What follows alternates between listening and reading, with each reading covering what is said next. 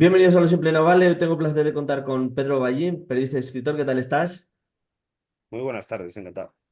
Y bueno, tengo el placer de contar con Lorenzo Bernardo de Quirós, el presidente de Free Market Corporative Intelligence. ¿Qué tal estás? Muy bien, muchas gracias. Bueno, vamos a hablar sobre la actualidad política, vamos a centrarnos en algunos puntos y quería empezar con Cataluña, que tras las elecciones ganó Salvador Illa, eso es incuestionable. Lo que sí es complicado es cómo va a formar el gobierno. Voy a empezar por orden de conexión.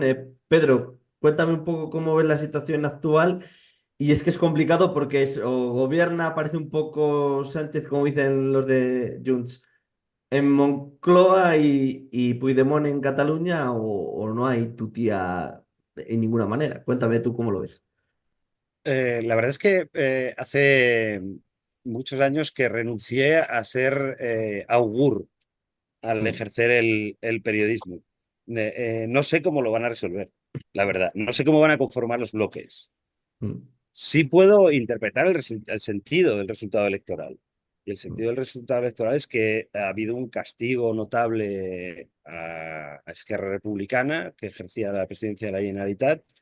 mm. Creo que en buena medida porque han interpretado mal el momento y han enfocado mal su campaña electoral.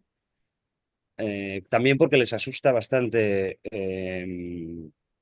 Junts, cuando Junts les acusa de no ser suficientemente independentistas, etcétera, etcétera. Yo creo que enfocaron mal la campaña y creo que la noticia del resultado electoral de Cataluña es sobre todo el hundimiento de Esquerra, ¿no? Incluso que cede su posición a Junts como partido hegemónico en el independentismo. Ahora, ¿cómo lo van a apañar para hacer Mm. gobierno? No tengo ni idea. No tengo ni idea. También porque esto ha sumido en una crisis interna a Esquerra. O sea, cuando Sí. se habla de no, es que Esquerra tiene que conformar un bloque de izquierdas con el PSC y el apoyo de los comunes. Claro, pues es que de repente ha dimitido el expresidente de la Generalitat, Junqueras está, pues no dimitido, pero también en tránsito de un liderazgo cuestionado, digamos. Entonces es muy difícil saber qué van a hacer, depende casi todo de ellos. Lorenzo. Ah, no. Pero más allá, pero vamos, más allá de eso, creo que lo que reflejan las elecciones catalanas creo que una crisis de lectura del momento,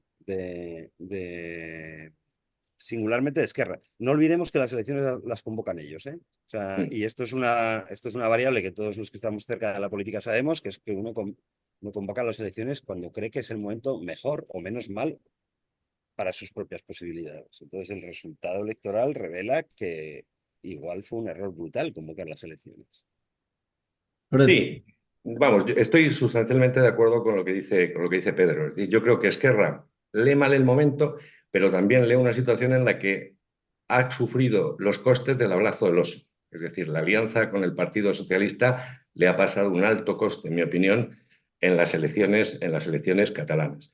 Por otra parte, hay que recordar una cosa, es decir, que yo creo que es importante. Si observamos la política catalana desde el final, desde la instauración de la democracia, Esquerra ha ocupado un papel que no se ha correspondido nunca hasta hace muy poco, hasta el desplome de Convergencia y Unión, en el que se engrandeció. Tenías básicamente una representación muy pequeña, entre 10 y 15 diputados. Entonces, Esquerra ha ocupado un sector, un segmento de la opinión y un segmento, digamos, del soberanismo que no es el natural. Entonces, lo natural en ese escenario es lo que se está produciendo, en mi opinión, en el flanco soberanista, en la política catalana, que es Junts, un CiU soberanista con un componente mucho más fuerte, está ocupando el espacio que Esquerra había, entre comillas, usufructuado un tan determinado tiempo. ¿Qué va a pasar? Pues como dice Pedro, no tengo ni la más remota idea. Es decir, en mi opinión, un tripartito en Cataluña, PSC, Esquerra y los comunes, puede ser muy atractivo para el PSC, pero me da la sensación que en el segmento soberanista es la culminación del abrazo del oso a Esquerra. Me cuesta creer que sus bases electorales y sus bases sociales pueden aceptar eso de una manera muy fluida. Entonces, ahí hay una cosa, Pedro, que te quería preguntar. Es decir, pues, teóricamente es muy importante quien elijan el presidente del Parlamento, porque el presidente del Parlamento, a diferencia del español, tiene muchas más facultades. Si tienes un presidente un presidente del Parlamento que sea catalán, llamaría ahí ya, obviamente, a la primera investidura. En el supuesto de que eso no es así, te puedes encontrar que un presidente del flanco soberanista llama a la primera investidura, puede llamar a Puigdemont. Y ahí se tienen que retratar los personajes.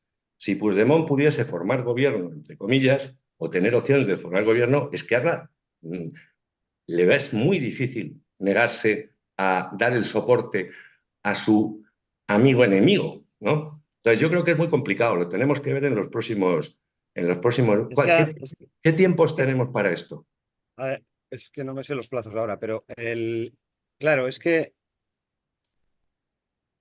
la aspiración de Esquerra de convertirse en el gran partido de Cataluña hegemónico, sustituyendo a CiU, es como una obsesión histórica que les crea además un cierto complejo de inferioridad en cuanto a que acaban comportándose, incluso cuando han estado al frente de la Generalitat, con un cierto complejo de usurpadores o de clase subalterna, ¿no? Se ponen muy nerviosos ante cualquier movimiento de Junts. Entonces, claro, mi duda ahora es qué Esquerra viene ahora. Una vez que fracasa esta estrategia electoral y esta convocatoria, ¿qué Esquerra viene ahora? Porque claro, Esquerra también estos años al crecer ha incorporado sensibilidades que no tienen que ver con su propia naturaleza de radicalmente catalanista e independentista, bastante identitaria, bastante centrada.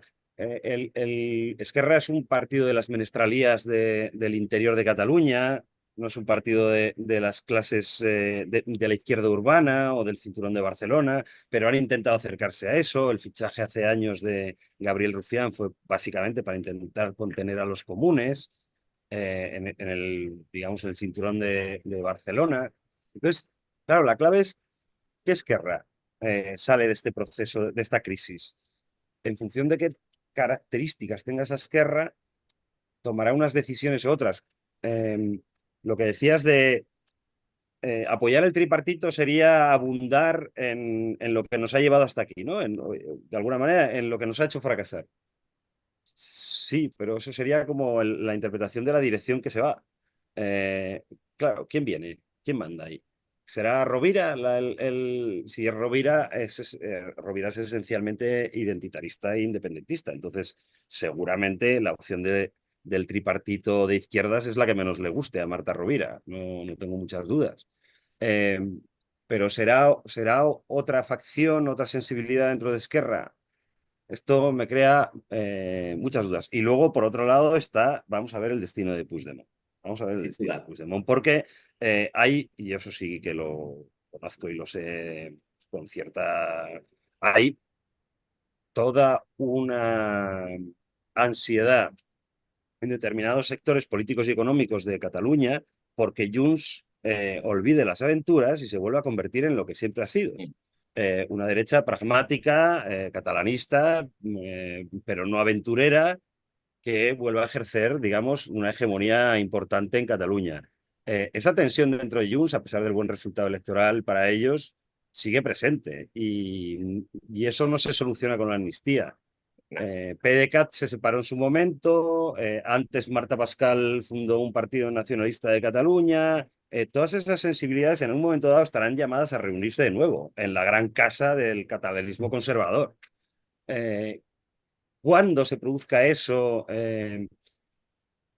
claro, todos estos son factores que van a afectar al proceso de investidura. Entonces no tengo ni idea, la verdad, lo confieso, no tengo ni idea de lo que puede pasar ahí.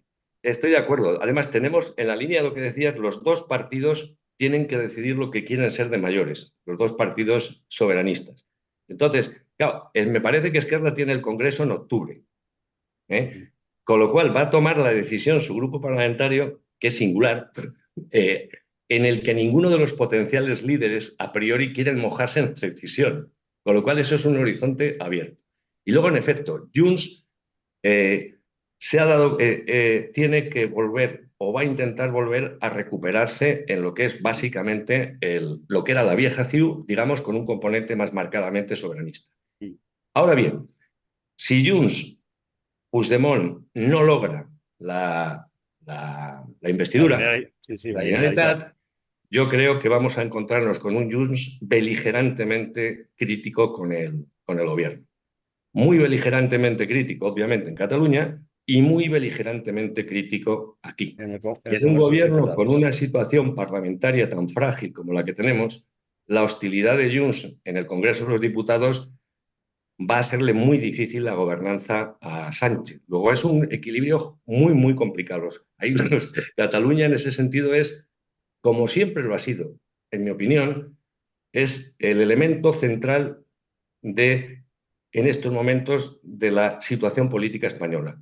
Es crítico, es el elemento central y más importante es lo que pasa en Cataluña en el horizonte del corto plazo. Y Puigdemont con la amnistía, luego no sabemos lo que pasará, ya se ha librado, entre comillas, de lo que era básicamente la principal preocupación. Es decir, Junts, conseguida la amnistía, puede permitirse el lujo de ir a la búsqueda, como decía, apuntaba Pedro, de ese segmento de derecha, y eso le tiene que separar fundamentalmente de un gobierno central, sobre todo si no gobiernas en la Generalitat. Bueno, el episodio que vivimos ayer de la filtración de que Feijóo no descartaba una moción de censura tiene que ver con algo, al margen de que sea en campaña electoral una jugada más afortunada o desafortunada, tiene que ver con un elemento obvio que Feijóo en realidad ya apuntó después de las elecciones del 23 de julio del año pasado, que es, en el fondo, la naturaleza esencial o la identidad del Partido Popular está llamado a entenderse con el mundo del catalanismo conservador no aventurero, por decirlo así. Y ese acercamiento que en el fondo yo creo que todos piensan que estamos condenados a que se produzca, pero a la vez es dar los pasos ahora, porque hay una cosa para mí, muy evidente en la realidad política catalana, que es que de lo que estamos hablando con Esquerra y con Junts es que tienen que pensar qué quieren ser en un momento en el que Procés está... Sí. el periodo de Procés murió. O sea, esto fue una tensión muy apoyada socialmente, emergente, en un momento muy convulso, pero ese momento pasó y entonces ahora tienes que reconfigurarte. Entonces, seguramente el elemento soberanista esté muy presente en el futuro de Junts y de toda esta derecha o el centro derecha catalán, por así decir, pero no en los términos de 2017, porque es que no estamos en el periodo histórico de 2017, no existe esa ola, digamos, social que apoye.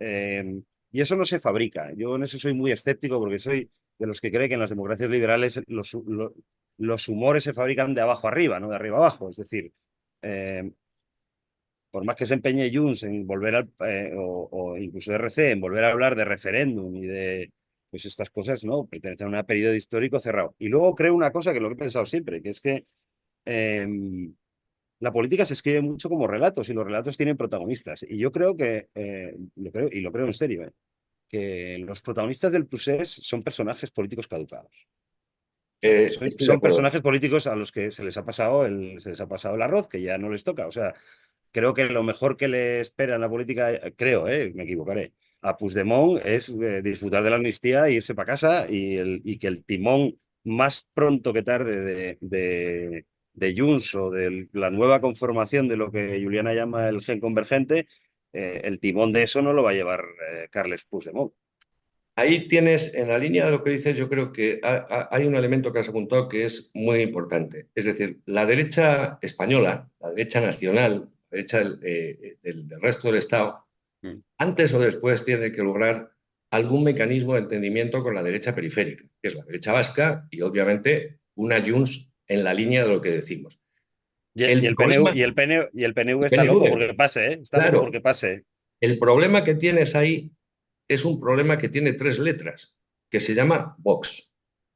Claro, cualquier acercamiento a esa vieja alianza, como se produjo en el primer gobierno Aznar 96-2000, choca con que tienes un bloque con 32 diputados, que son muchos, que obviamente ante ese acercamiento va a tener, y es lógico que lo tenga, la tentación, obviamente, de explotar la traición de la derecha españolista ante las fuerzas disgregadoras.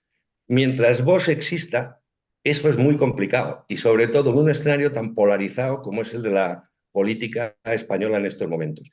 El problema que tiene el PP es Vox, no es entenderse al final con el PNV o con un Junts en la línea que dice Pedro que sea neoconvergente, ¿no? Y eso lleva tiempo. Eso es un proceso que lleva tiempo y va a depender mucho de los resultados electorales como vayan evolucionando. Sí, sí, eso sí, eso sí. Porque el PP a lo largo de su historia ha sabido manejar los flujos de soy un partido más nacionalista español o menos en función de la conveniencia. En cambio, Vox está ahí identitariamente construido en torno a un nacionalismo español que no puede entenderse con No, PNV o CiU. Entonces, claro, seguramente la dirección del PP estaría ahora encantada de poder modular este entendimiento, pero mientras esté Vox con la bandera, pues claro, no puede, es muy evidentemente. complicado. Elecciones europeas. Ahora voy a empezar de revés. Lorenzo, ¿qué te parecen? ¿Se le da realmente la importancia que tienen? ¿Se puede hacer una lectura de cómo está el votante en la actualidad? Cuéntame un poco cómo estás viendo la situación actual. Yo hice hace poco un artículo en La Vanguardia, en el Ruedo Ibérico, dando mi visión de las elecciones europeas de este mes, ¿no? O sea, yo creo que son las elecciones europeas más importantes desde prácticamente de los últimos 40 años. Nos encontramos con una seria posibilidad de que la mayoría que desde el 79 ha gobernado, entre comillas, las instituciones europeas, que son los socialistas y el Partido Popular, no tengan mayoría absoluta. Va a haber, en mi opinión, un auge muy potente de lo que es la extrema derecha, en el que se puede convertir los dos grupos, si los sumas, puede ser el segundo grupo de la Cámara o muy cerca del segundo grupo de la Cámara que sea. Y con una visión de Europa radicalmente distinta a la que ha sido el proyecto de los últimos años. Dicho eso, el problema que tiene Europa es un problema de profunda crisis de identidad. El proyecto europeo, tal como lo hemos conocido, ha llegado, en mi opinión, a un callejón sin salida. Europa se está convirtiendo en el bajo imperio romano. Somos ricos, somos viejos, estamos rodeados de bárbaros, entre comillas, sin permitir la caricatura, y dentro de las sociedades europeas, como pasó en los años 20 y 30, en el periodo entre guerras, nos encontramos con elementos que cuestionan básicamente la democracia liberal. Ese es un escenario explosivo.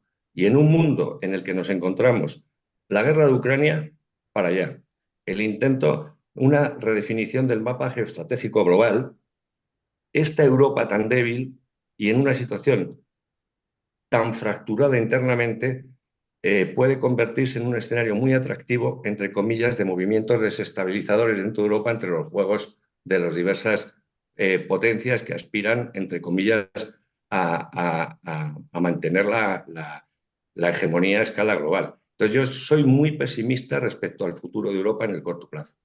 Y respecto a España, yo creo que va a haber un empate técnico entre el Partido Socialista y el Partido Popular, lo que es una pésima noticia para el Partido Popular, teniendo en cuenta que en estas circunstancias, si no saca una ventaja sustancial al principal partido del gobierno, se le plantea una tesitura muy complicada, porque como decían aquellos, nunca lo van a tener mejor. ¿Mm? Pedro. Sí, básicamente lo ha explicado bien, Lorenzo. Sí, esta es la... hay un... No podemos decir que Europa no es consciente del nuevo marco geopolítico porque hay indicadores por ejemplo, estamos teniendo una voz en acción exterior más autónoma y más dura. Y esto no es porque sea Borrell, sino es porque en Europa existe un poco en la Comisión esta conciencia de que en este momento ya no nos sirve ser simplemente un grupito de países ricos que está bajo el paraguas de la OTAN, sino que el mapa del mundo se va a desplazar al Pacífico, que la tensión es de otra naturaleza, que Rusia ha vuelto al zarismo de forma bastante descarada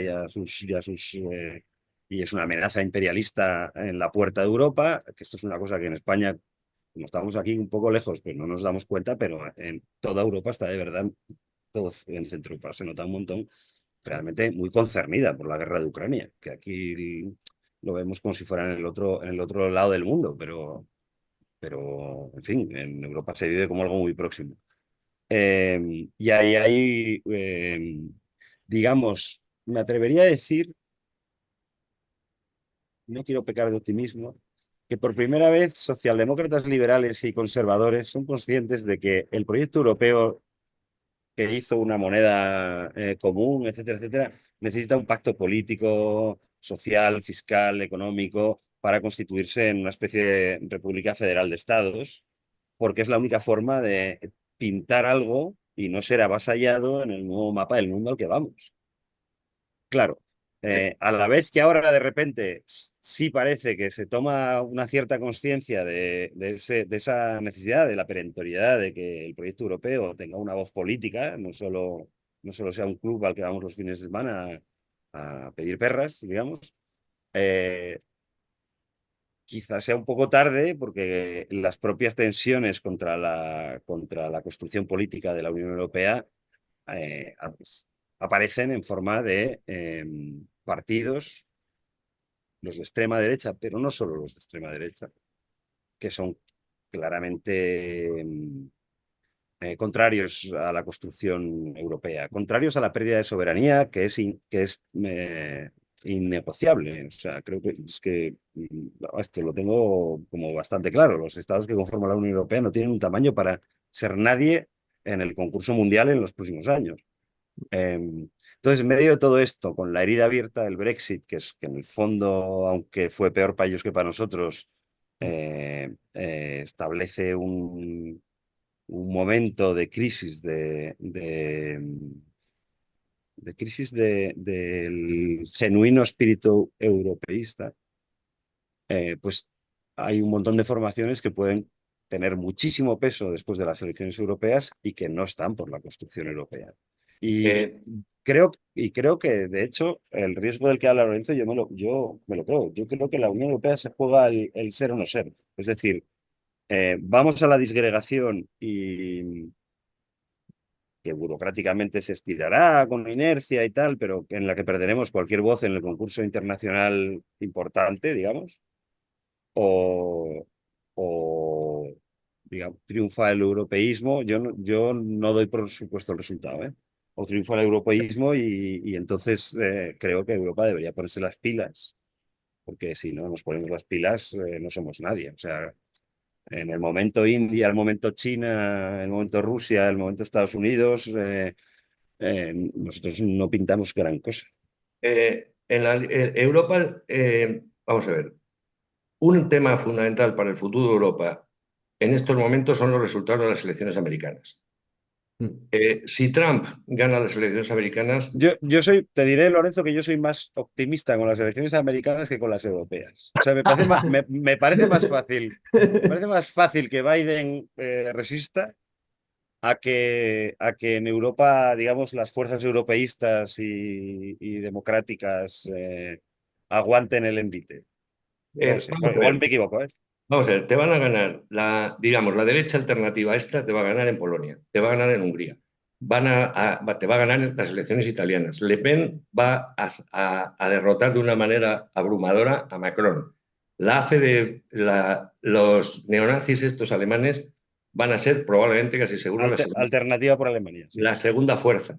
Entonces, vas a tener un panorama muy complicado. Entonces, yo creo que hay una cosa que también es cierta, es decir, que ha habido un alejamiento muy sistemático y muy marcado por parte de lo que es la Comisión Europea respecto a la realidad del continente en los últimos, sobre todo en estos últimos 10 años.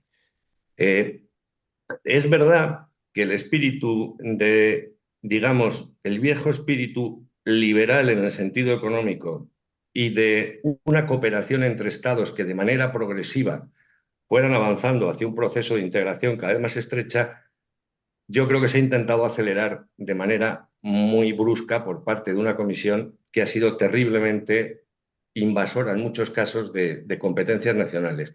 Y eso, sobre todo en el este, te crea un problema, que son países que estaban bajo la órbita imperial soviética, al recuperar su independencia y su soberanía, les es muy complicado explicar también a sus sociedades, digamos de alguna manera, una emergencia del centralismo europeo. Eso yo creo que tiene mucho que ver con el resurgir de manera intensa, aparte de otras muchas cosas, de ese espíritu antiliberal en muchos sectores de la sociedad europea. Pero imaginemos ahí la línea que decía Pedro, tienes dos potencias revisionistas, una coalición de potencias revisionistas del orden internacional abierto que creamos y que se consolidó, entre comillas, después de la caída del muro. Claro, una Rusia en la frontera europea con vocación imperialista y de restaurar su esfera de influencia es un peligro brutal para la seguridad y para la estabilidad europea. Y eso aquí no se ve. Es decir, ¿qué nos importa la guerra ruso-ucraniana? Nos importa mucho. Y ese elemento está absolutamente ajeno, por ejemplo, en la política española, ¿no? Y es muy grave, ¿no? Pero también es por o sea, es la geografía, ¿eh? También, porque no es solo los políticos españoles frente a cómo viven los políticos alemanes o austriacos o belgas la guerra de Ucrania. Es la población, es que la población en Alemania, es que voy a decirlo de memoria y seguro que me voy a equivocar, pero es que creo que entre Berlín y Kiev hay lo mismo que entre Cádiz y Barcelona. Mm. Quiero decir que, que ellos lo perciben con una proximidad extraordinaria y con una sensación de riesgo muy notable. No solo los políticos, digo, las Las poblaciones. sociedades, sin duda. La sociedad española no percibe la guerra de Ucrania como, bueno, sí, bueno, una amenaza sorda y lejana, ¿no? Y sí, sí, es verdad que en el centro de Europa, sí, esto se ve de forma muy grave y muy importante. No sé, Y, no sé cuál será el destino. También te digo, hay otra cosa, Lorenzo, es que, claro, es que en las sociedades lo de la ampliación al este lo hicimos con una alegría y una felicidad del fin de la historia muy guay, pero claro, es que ellos no tenían tradiciones liberales. Entonces, el fin de la historia nunca se produce. La claro, historia claro. es un movimiento permanente en el que no hay leyes que escriban el futuro. La profecía de Fukuyama ha sido uno de los mayores errores que cometió el mundo occidental después de la caída del muro de Berlín. Y no hemos sido conscientes de esa situación. Y ahora el tema europeo, el futuro de Europa, en la línea de lo que hablamos, se inscribe además, nos guste o no, en una nueva guerra fría latente que es obvio y que está teniendo episodios calientes como pasó en la vieja. Y el primer episodio caliente es obviamente el conflicto ruso-ucraniano. Entonces, Sí, sí. ¿qué hay que hacer? Dejar tirado a Ucrania y tal y cual. Si Trump ganase las elecciones, los dioses no lo quieran, el riesgo no solo de que obviamente Estados Unidos deje abandonada a Ucrania a la suerte del zar, sino el riesgo de que la OTAN, como mecanismo de seguridad, pierda el compromiso americano es muy alta. Y tenemos que estar preparados para eso. Y yo creo que Macron en su conferencia ante la Escuela de Ciencias Políticas en París lo dramatizó de una manera muy francesa, pero muy exacta, ¿no? Y yo creo que estamos ahí, ¿no? Entonces, estas elecciones son fundamentales. Estamos de acuerdo. Yo quiero decir, en contra de lo que casi se dice de una forma rutinaria, quiero decir que hay una cosa chula de estas elecciones europeas, que por primera vez se están dando discusiones de carácter internacional. Sí.